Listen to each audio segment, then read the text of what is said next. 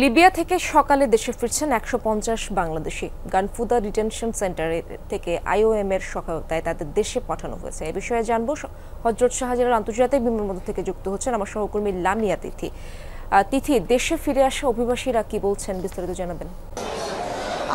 ইশরাত, যেমনটা জানেন যে লিবিয়ায় কিন্তু যে লিবিয়া থেকে যে ১৫০ বাংলাদেশি তারা কিন্তু ইতিমধ্যে বাংলাদেশে পৌঁছেছেন।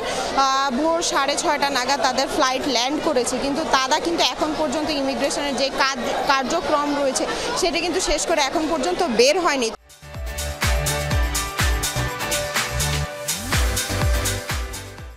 তবে যদি একটু বিস্তারিত জানাতে চাই যে লিবিয়ায় যেই বিভিন্ন ডিটেনশন সেন্টারে কিন্তু তারা আটকে ছিলেন বাংলাদেশের প্রায় ১৫০ নাগরিক, তারাই কিন্তু মূলত আজকে ফেরত এসেছেন। লিবিয়ার বুরাক এয়ারলাইন্সের মাধ্যমেই কিন্তু এই যেই ১৫০ লিবিয়া যে প্রবাসী রয়েছেন তারা কিন্তু এসেছেন।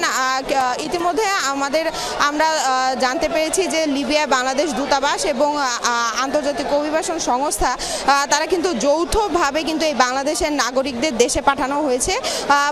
বলতে গেলে কিন্তু আজকে ভোর ৬:৩০ নাগাদ কিন্তু লিবিয়ার এই বুরাক এয়ারলাইন্সে কিন্তু ১৫০ জন যেই প্রবাসী রয়েছেন তারা কিন্তু এসেছেন। তারা কিন্তু বিভিন্ন সময়ে কিন্তু বিভিন্ন ডিটেনশন সেন্টারে কিন্তু বিভিন্ন সময় ধরে আটকে ছিলেন। একই সাথে কিন্তু যে এই ত্রিপলি দূতাবাসের যে প্রথম সচিবের নেতৃত্বে কিন্তু একটি দল প্রতিনিধি তারা কিন্তু প্রত্যাবাসিত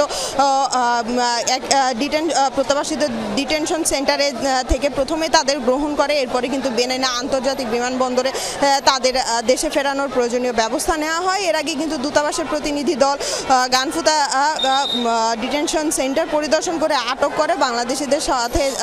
বাংলাদেশিদের সাথেই কিন্তু দেখা করে এবং যাচাই বাছাই শেষেই কিন্তু তাদের যেই সকল কার্যক্রম রয়েছে প্রক্রিয়া সেই সব শেষেই কিন্তু তাদেরকে আবার বাংলাদেশের জন্য ফেরত আনার চেষ্টা করা হচ্ছে। ইতিমধ্যে কিন্তু যেই লিবিয়া প্রবাসী রয়েছে তাদের কিন্তু আত্মীয় স্বজন যারা রয়েছে তারা কিন্তু অপেক্ষমান রয়েছে যে তারা কখন বের হবে, আর ভিতরে কিন্তু তাদের ইমিগ্রেশনের কাজ চলছে। যেহেতু ১৫০ জন, সময়টা একটু বেশি লাগবে বলেই ধারণা করা হচ্ছে।